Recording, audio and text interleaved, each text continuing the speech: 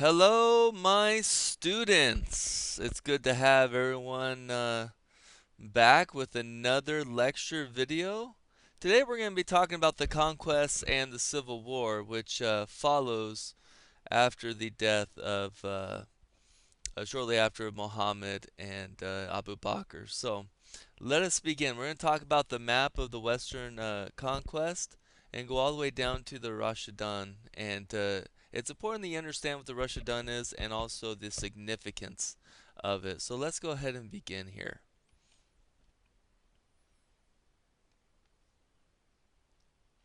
There we go. Okay, so here we have a map and we kind of look at some of the Western expansion. Under Umar and Uthman, there's going to be a lot of expansion going. If you see, this is over here, this is Egypt. And so the Egypt is going to get conquered by the Muslims and the Islamic army. And there we go. And they're going to travel along the coast here. So you have Egypt, and then you got part of Libya, and all the way up down to Morocco, and then they're going to cross over to Spain. And they're actually going to rule most of Spain for a very long time. So the Muslims had even a cultural influence on who the Spanish will eventually become as well, due to their conquering of that area and occupying it. So Umar ibn al-Khattab became the second caliph. So Umar is the one who's going to do a lot of expansion. He was kind of like a right-hand man to Abu Bakr before he passed away.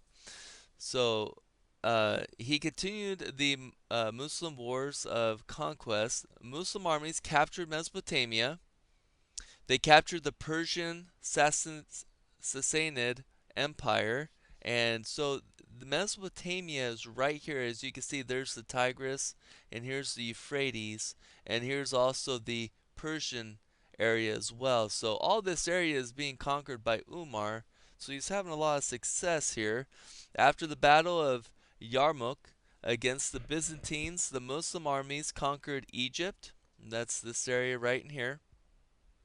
Conquered Palestine, which is this area, also known as Israel today, and Syria, which is just a little northeast of Palestine here, and of course North Africa, as you can see, in Armenia. So they're conquering a great deal. As you can see, this light yellow orangish color, that's all of what the Muslims have conquered at this point. So they have a great stride going in conquest. Now, Umar developed a large bureaucracy to govern his empire. You got to have some kind of a government if you're going to have any success to successfully lead a huge empire like the Muslim empire is now becoming, the Islamic empire. He established military garrisons in the cities of Basra and Kufa in Iraq. Umar began to codify Islamic law. What does that mean? He started actually writing down the Islamic law and from the Quran and started enforcing it as well. And today that's known as Sharia. He initiated the Islamic calendar starting at the year of the Hijra. If you don't remember, the Hijra is the year that Muhammad and his followers were kicked, well, I guess fled from Mecca for their lives because of the intense persecution that happened. And so then they fled to Yathrib, which was later called Medina. And so that's called the Hijra. So at that point, the Islamic calendar starts to the Hijra and on forward. So Umar unfortunately was assassinated in 644 by a Persian slave. Now remember, he conquered the Persian Sassanid Empire. So you do that, you have a chance of making some people upset at you, and apparently that happened here with the Persian slave who also wanted exact revenge.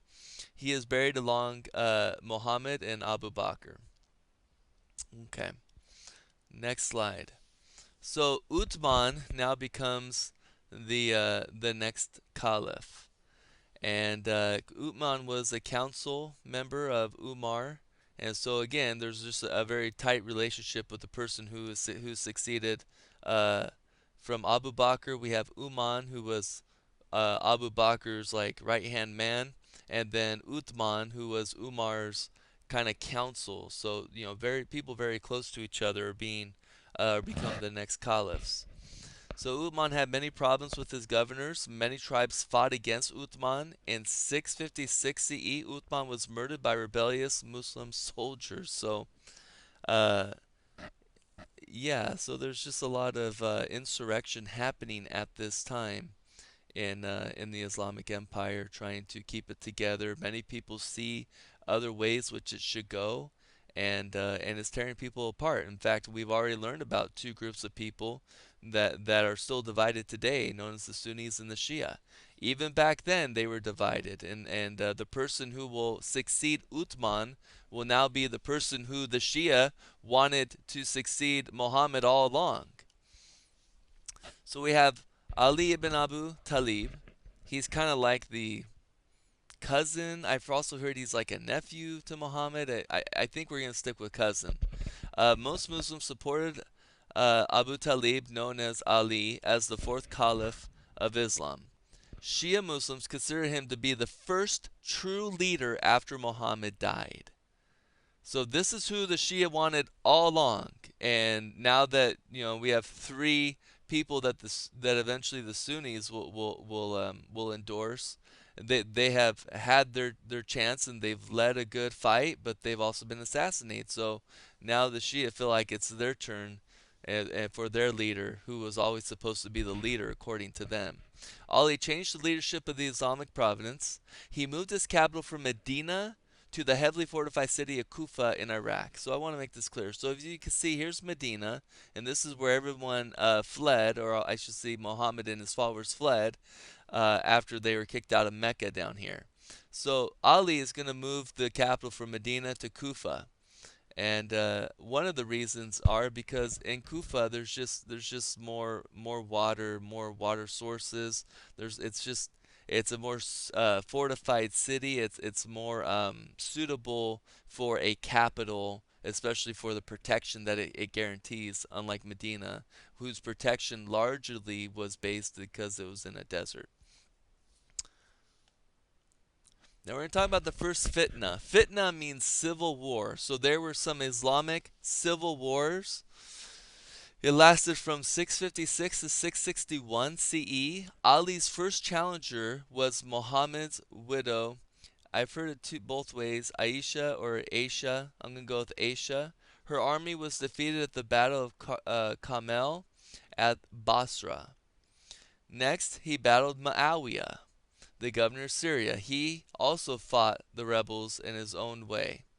Now Muawiyah was a really good. It was a relative of Uthman, and he wanted vengeance. There's a conspiracy going on that the Shia uh, killed Uthman, and so it just caused a lot of bad blood when Ali became the next caliph. It's just a conspiracy, and we're not really sure. Some people are very sure, but as far as history goes, that's a conspiracy. We don't really know. A long battle took place in July 657 CE near the Euphrates River. So they're in Mesopotamia right now, and they're battling in like Mesopotamia, Syria. The story goes that when Ali began to win, Muawiyah's army attached copies of the Quran to the points of their spears, exclaiming that the matter ought to be settled by reference to this book, which forbids Muslims to shed each other's blood. So Muawiyah is about to lose this battle against Ali, according to the story. And Muawiyah gets a really good idea, and it probably saved his life, provided the story is true, is that he told his soldiers to attach this holy sacred Quran to the tips of their spears, so that when they went on the battlefield and the warriors of Ali saw that at the tips of their spears were the holy Quran, that they would probably at least think twice before they would try to strike their enemy. And it worked out very well. In fact, nobody attacked according to the story. The other side saw what they were trying to say, that, hey, we're all Muslims here, we're all brothers in the same religion, we should not slaughter each other, and the Quran says that. And so a lot of the soldiers, in fact, I think the story says all of them, uh, put down their swords, and they didn't want to fight their brothers when it was put that way.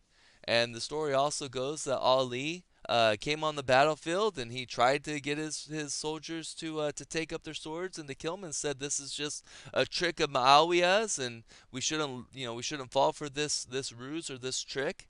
But the story goes that they still wouldn't pick it up, and they refused to, because again, they first of all, they knew that they were first brothers in the religion of Allah, which is Islam. So that's how the story goes with that. Uh, Ali is remembered for both his fighting and his prowess. This is a drawing of Zulfikar, the sword of Ali. Words on the top are Ali is the close friend of God, and then the words that are far to the right says there is no hero except Ali, and the ones on the far left say there is no sword except Kulfikar. And this is oh, okay. And I just thought these are some really cool quotes from Ali, so you can decide for yourself. So you get an idea of who Ali really is. He says, inability is a disaster. Patience is bravery. Abstinence is a treasure. Self-restraint is a shield. And the best companion is submission to divine will. Another one he says, socialize with people in such a manner that when you die, they should weep for you as long as you live. They should long for your company. And as long as, I really messed that up, and as long as you live, they shall long for your company. And lastly, greed is a permanent slavery. Submission to God's will is the cure of the misery of the heart. And then Ali, just like Umar, just like Uthman, Ali is assassinated, and he's assassinated. As the story goes, he was praying at the mosque at Kufa. So, to assassinate somebody while they're praying, that's a pretty pretty strong move to take, especially if it was other Muslims who might have killed him. But we really don't know. There's again lots of conspiracies that go on. But after Ali dies, then that is the end of the four, which is the Rashidan. And the Rashidan is Abu Bakr, Umar, Uthman, and Ali. And Rashidan means righteously guided caliphs. So at that point, this is where we're at. So as you can see, here is all the territory that was conquered by the Rashidan. Remember, that's Abu Bakr, Umar, Uthman, and Ali. So we have this area, the whole peninsula, being conquered by about 632, and then let's see here, just a little more than about 25 years later, it looks like, you have all of this area, this area, this area. The Sassanid Empire is completely gone now. The Byzantine Empire has lost all this land, including eventually all the land in the North Africa, and they're just up here now. And as you can see, the Islamic Empire is growing and expanding at a rate which was unforeseeable just 20 years ago. So that is the end, unless there's, I have one more. So Sunnis consider Ali the last of the Rashidan. He was one of the first to accept Islam. He was Muhammad's cousin. He was married to Muhammad's daughter, Fatima. And that's that. So uh, there's going to be some questions I want you to consider. Please make sure that you write the summary, and also make sure that the summary is one page. Okay? Write it out on a Word document and then copy and paste it into the post, so you make sure that it's one page and that you're following the rules, because if you don't, then unfortunately I'll have to ding you on points. So okay, look forward to seeing you guys in class and discussing about this new one. This is going to be our very last video on Islam, and then we'll be moving into the Crusades. So everyone have a good night, and we'll see you the next day. Bye-bye.